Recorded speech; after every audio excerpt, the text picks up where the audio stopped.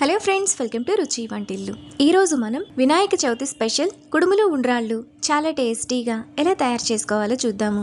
ఈ కుడుములు ఉండ్రాళ్ళను మనం ఒకే పిండితో చాలా సింపుల్గా ప్రిపేర్ చేసుకోవచ్చు. టేస్ట్ కూడా చాలా బాగుంటాయి. సో లేట్ చేయకుండా వీడియోలోకి వెళ్ళిపోదాం.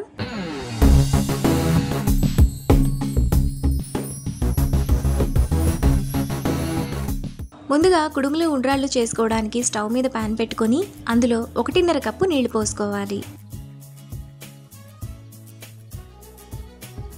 తరువాత గంటసేపు నానబెట్టుకున్న 3 టేబుల్ స్పూన్ల పచ్చిశనగపప్పు వేసుకొని 5 నిమిషాల పాటు మీడియం ఫ్లేమ్లో ఉడకనివ్వాలి.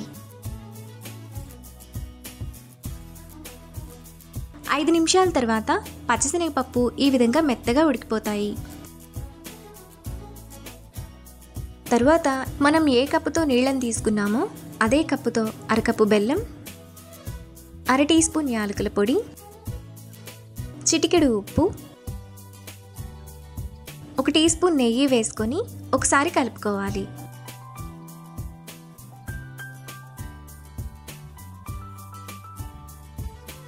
ఇలా కలుపుకున్న తర్వాత అందులో 3 టేబుల్ స్పూన్ల పచ్చి కొబ్బరి తురుము వేసుకొని బెల్లం కరిగిపోయి ఒక మరుగు వచ్చేంత వరకు ఉంచాలి.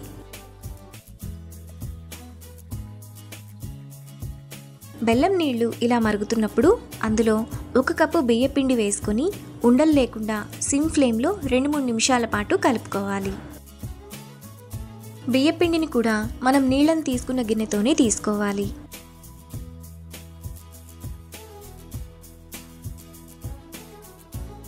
ఇలా కలుపుకున్న తర్వాత పిండి గోరువెచ్చగా అయ్యేంత వరకు చల్లారనివ్వాలి.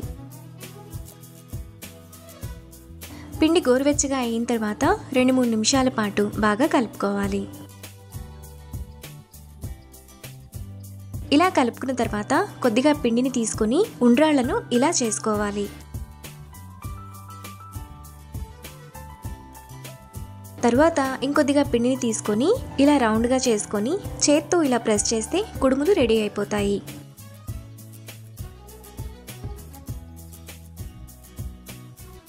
మీకు కుడుములు ముద్దగా కావాలనుకుంటే కొద్దిగా పిండిని తీసుకొని వేళ్లతో ఇలా ప్రెస్ చేస్తే ముద్ద కుడుములను కూడా ఇలా చేసుకోవచ్చు. మిగతా పిండిని కూడా మీకు నచ్చినట్లుగా కుడుములు ఉండ్రాళ్ళు చేసుకొని ఒక జల్లెడ బుట్టలో కానీ ఇడ్లీ ప్లేట్లో కానీ పెట్టుకోవాలి. కుడుములు ఉండ్రాళ్లను ఆవిరి మీద ఉడికించడానికి ఒక గిన్నె తీసుకొని అందులో 2 గ్లాసుల నీళ్లు పోసుకోవాలి. ఇప్పుడు కుడుములు ఉండ్రాళ్ళు పెట్టుకున్న గిన్నెను ప్యాన్లో పెట్టుకొని మూత పెట్టి స్టవ్ మీద పెట్టుకోవాలి. ఇప్పుడు కుడుములు ఉండ్రాళ్లను మీడియం ఫ్లేమ్లో 15 నిమిషాల పాటు ఉడకనివ్వాలి. 15 నిమిషాల తర్వాత కుడుములు ఉండ్రాళ్ళు ఈ విధంగా చాలా సాఫ్ట్గా ఉడికిపోతాయి.